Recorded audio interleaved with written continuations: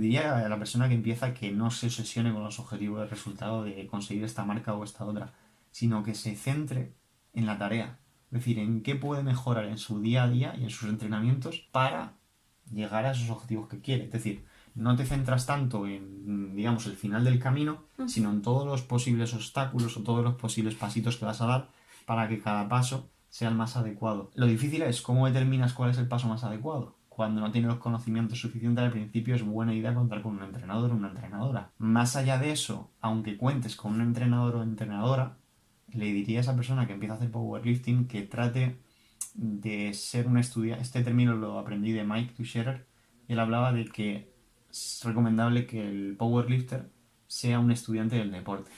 Que no nos limitemos a copiar rutinas, por decirlo, o programas o copiar lo que hacen los demás, sino que tratemos de, digamos, que tener un abanico amplio de conocimientos. Tampoco hay que ser en plan, me voy a poner a leer a Aristóteles para hacer powerlifting o a leer, saber de fisiología todo el mundo mundial. Sí, entender por qué estoy haciendo esto y por qué no estoy haciendo esto otro, hacerse preguntas, ser curioso, ver para la próxima preparación si este ejercicio creo que ha sido el adecuado o no, qué sucede cuando realizo una serie más, ver semana a semana qué sensaciones tienes, si te estás recuperando, si tu rendimiento está aumentando, disminuyendo.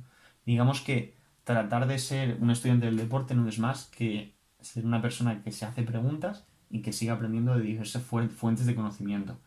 Y finalizando con la recomendación a esa persona en cuanto a los pasitos, que son las tareas que le llevan al objetivo que él quiere, en cuanto a una marca o lo que sea, es que trate de variar sus fuentes de información. Porque yo, por ejemplo, le puedo, en base a mi experiencia o lo que haya leído, dar cierta recomendación en cuanto a que la forma más adecuada de entrenar es esta, ¿no? Pero otro entrenador le puede dar otra. Y sí que es cierto que puede convertirse todo en una maraña de información y dices, ¿de dónde cojo, no?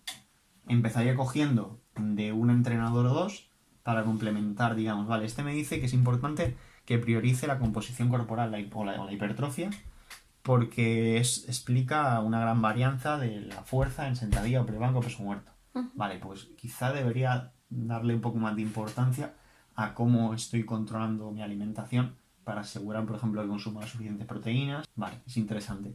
Pero este otro entrenador o este autor o esta otra fuente de información, aprendo que es importante que, sobre todo de cara a un test o a una competición, sea específico. Es decir, si me van a evaluar en sentadilla en barra baja, pues sería buena idea que quizás ese último ciclo de entrenamiento o esas últimas semanas realice sentadilla en barra baja. Que esto no significa que quizás hayan otros ejercicios que me ayuden a mejorar en sentadilla en barra baja. Pero lo que le quiero decir a quien me esté escuchando o viendo es que al final trate de esos pasos que da complementarlos con distintas fuentes de información, pero que no se quede solo con una, porque yo soy el primero al que me faltan cosas que no sé y a las que otro profesional o otra profesional va a poder complementar, y al final se trata, ¿no?, de ir cogiendo un poco, creo que lo decía Bruce Lee, lo de coge lo que te sea útil y rechaza lo que no te sea de utilidad. Así que más o menos esos serían los consejos. Que sea paciente.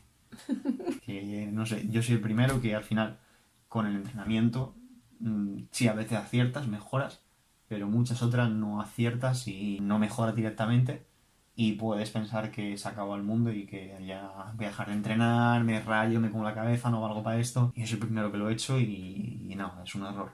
O sea, hay que intentar ser un poco más racional, tener en cuenta que como tal no existen no respondedores, al menos en la literatura científica hay estudios recientes que apoyan la idea de que no existe la figura del no respondedor, sino que es mucho más adecuado hablar de individuos que tienen una sensibilidad reducida a la intervención actual. Es decir, no porque con lo que hayamos entrenado hasta el momento no mejoremos, significa que no va a mejorar esa persona nunca. Quizá necesitamos aumentar un poco más el volumen, realizar otros ejercicios, incluso retroceder un poco en cuanto a las fases del aprendizaje de los ejercicios. Es decir, quizás esa persona debería activar ciertos músculos más antes de asociar o integrar el patrón de movimiento o el movimiento completo. Así que le diría eso, que no se desespere y que no vea el mundo como que se acaba porque no, en una preparación no se mejora. Esto se trata de aprendizaje continuo.